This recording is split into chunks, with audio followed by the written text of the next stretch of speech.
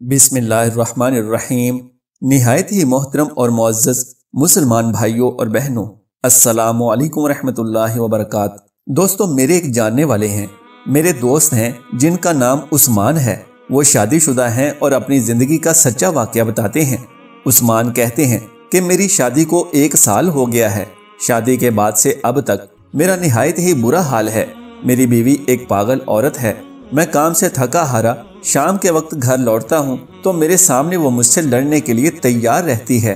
अगर देर से आऊँ तो कहती है कि इतनी देर से क्यों आए, कहाँ गए थे और किससे मिलकर आए हो।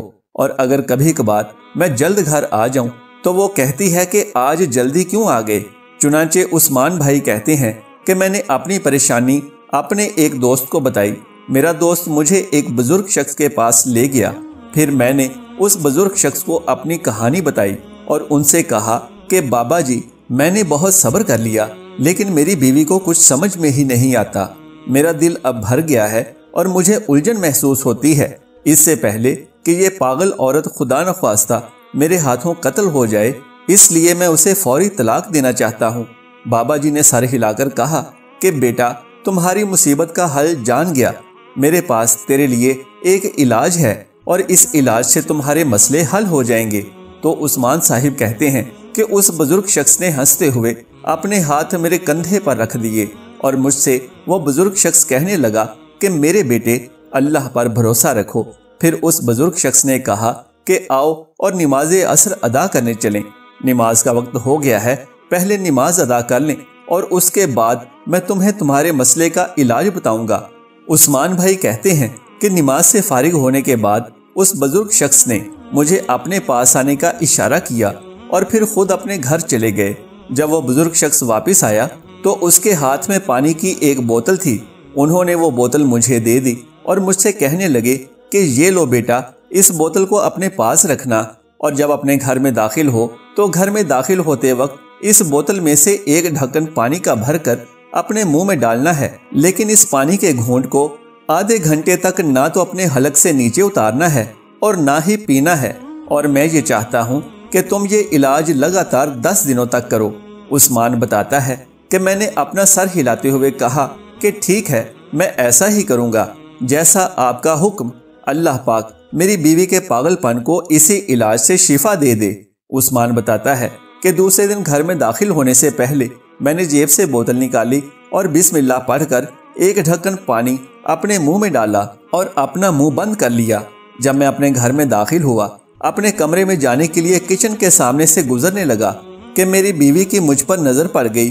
बस फिर क्या था, उसने कहा कि आ गए आप, और जो सामान मैंने मंगवाया था वो कहाँ है।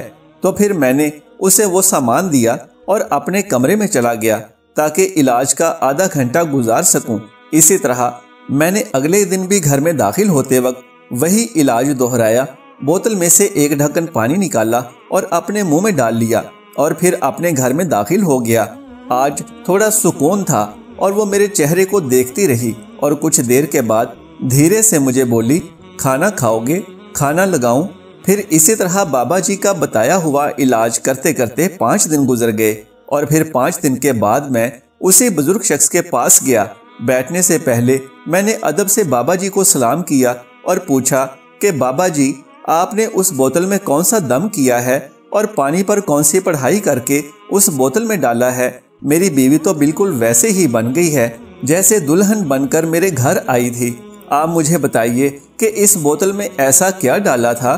तो मेरी तमाम बात गौर से सुनने के बाद बाबा जी थोड़ा सा मुस्कुराए और बोले कि बेटा, मैंने तुम्हें अपने घर का पानी बोतल में डालकर दिया था। उस्मान कहता है कि मुझे बाबा जी की ये बात सुनकर भी बात की समझ ना लगी और मैंने फिर से पूछा कि बाबा जी, मैं जानता हूँ कि आपने अपने घर से पानी डाला था, लेकिन इस पर आपने कौन सी पढ़ाई की थी कि उसका इतना असर हो गया और 5 दिन के अंदर ही मेरी बीवी का रवैया मेरे साथ बहुत अच्छा हो गया। लेकिन बाबा जी की ये बात सुनकर कि उसमें सिवाय घर के सादा पानी के और कोई दम वगैरह नहीं किया था तो मेरे होश उड़ गए। मैंने फिर से ताज्जुब से कहा कि क्या आपने सिर्फ पानी ही डाला था? आपने यकीनन इसमें कोई दम वगैरह किया होगा। बाबा जी ने कहा कि नहीं, सिर्फ 2 बातों से तुम्हारे घर का मसला बढ़ रहा था। पहला ये कि सारे दिन के काम काज के बाद जब तुम थके हारे घर वापस आते थे तो तुम्हारा जिस्म आराम मांगता था। दूसरी तरफ तुम्हारी बीवी सारे दिन की खामोशी और काम काज के बाद आराम मांगती थी। तुम्हारे घर पहुंचते ही वो तुम्हारे साथ बातें करना चाहती थी, लेकिन बात करने के लिए कोई खास वजह नहीं होती थी, इसीलिए वो तुमसे लड़ पड़ती थी और फिर तुम दोनों एक दूसरे के साथ लड़ने लगते थे। इस पर उस बुजुर्ग ने कहा कि बेटे, तुम अपनी बीवी की बातें सुना करते, काम से वापस आकर उसका हाल चाल पूछते। बुजुर्ग बाबा ने कहा कि मैंने तो ये राज तुम्हें बोतल में बंद करके दिया था, लेकिन वो तो सिर्फ मेरे घर के घड़े का पानी था। लेकिन ये इलाज मैंने इसलिए किया था कि जब तुम अपने घर वापस जाओ तो जब तक तुम्हारा मूड ठीक ना हो जाए तो उस वक्त तक कम से कम तुम्हारे होंठ तो बंद रहें, और जब वो तुमसे कुछ बोल रही हो तो वो बातें तुम गौर से सुन सको। फिर बुजुर्ग बाबा जी ने कहा कि ए बेटे, तुम्हारी बीवी का इलाज तुम्हारी तरफ से शुरू होना था और अब तुम अपनी ज़िंदगी अच्छे से गुजारो।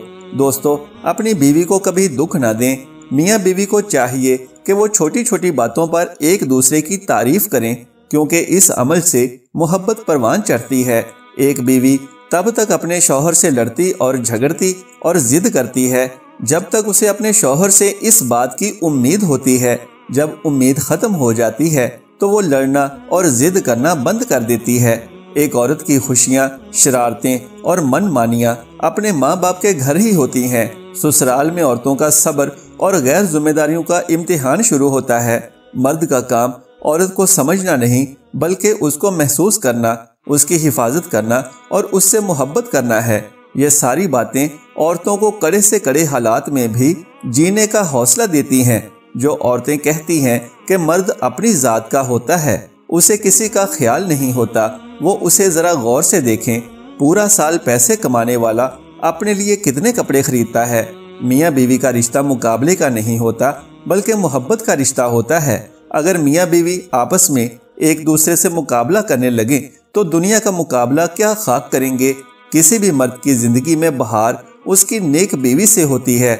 शौहर को चाहिए कि बीवी की तारीफ से ज़्यादा उसका एहसास करे, और एक बीवी के लिए इसका एहसास किसी बहुत बड़ी नेमत से कम नहीं होता। जब उसे ये बात मालूम हो जाए कि कोई है जो उसकी फ़िक्र करने वाला है, जब अपने मसाइल वो अपने शौहर को बताती है, तो इसका मतलब ये नहीं होता कि वो अपने शौहर से शिकवा और शिकायत कर रही है, बल्कि वो अपने शौहर पर भरोसा करती है। मेरे प्यारे भाइयों, इस दुनिया में औरत का तो पहला रूप ही रहमत का है। बेटी बनकर पूरे खानदान वालों के दिलों पर राज करती है। बहन बनकर भाई का सच्चा दोस्त और अपनी माँ का बाजू बन जाती है। और जब बीवी बनती है तो हमेशा साथ निभाने वाली और हर सुख और दुख में साथी बन जाती है। और जब माँ बन जाती है तो अल्लाह उस औरत का मुकाम इतना बढ़ा देते हैं कि जन्नत को उठाकर उसके कदमों में रख देता है। हज़रत अली रज़ी अल्लाह ताला अन्हु ने फरमाया है कि एक मर्द की मर्दानगी इस बात में है कि उसकी वजह से कभी किसी औरत की आंखों में आंसू ना आए। दोस्तों, हमारी इस सोसाइटी में औरत का फितरी मुकाम उसका घर है, जबकि वो अपनी छोटी सी रियासत की मलिका है। दोस्तों, हमारे मज़हब इस्लाम ने औरत को वो मुकाम और मर्तबा अता किया है जो किसी दूसरे मज़हब ने औरत को नहीं दिया। हमारे मज़हब इस्लाम ने मर्द को औरत का मुहाफिज करार दिया है, और ये हमारा ही मज़हब इस्लाम है जिसने रिश्तों की पहचान कराई। वरना दोस्तों, इस्लाम से पहले औरतों के साथ क्या सलूक किया जाता था वो हम सब के सामने है। तारीख पढ़ें तो पता चलता है कि इस्लाम से पहले औरतों को किस तरह जिंदा दरगोर कर दिया जाता था, किस तरह बेटियों के पैदा होने पर मातम किए जाते थे। लेकिन अभी भी अफसोस इस बात का है कि हमारे इस माशरे में और सोसाइटी में ऐसे बहुत सारे लोग मौजूद हैं जो कि बेटियों के पैदा होने पर परेशान हो जाते हैं। तो दोस्तों, मेरी आपसे गुजारिश है कि अपनी बीवियों के साथ अपने ताल्लुकात अच्छे रखें और अपनी बीवियों का ख्याल रखें और हर तरह से उनकी हिफाजत करें। और बीवियों को भी चाहिए कि वो अपने शौहरों का हर तरह से ख्याल रखें कि वो दिन भर की मेहनत के बाद जब घर वापस लौटते हैं तो उनको उनकी बहुत ज़रूरत होती है। दोस्तों, इस बारे में आपके क्या जज्बात हैं और नए शादीशुदा जोड़ों को आप क्या पैगाम देना चाहते हैं, ये तमाम बातें नीचे कमेंट बॉक्स में दर्ज कीजिए। हमें आपके कमेंट्स का शिद्दत से इंतज़ार रहेगा।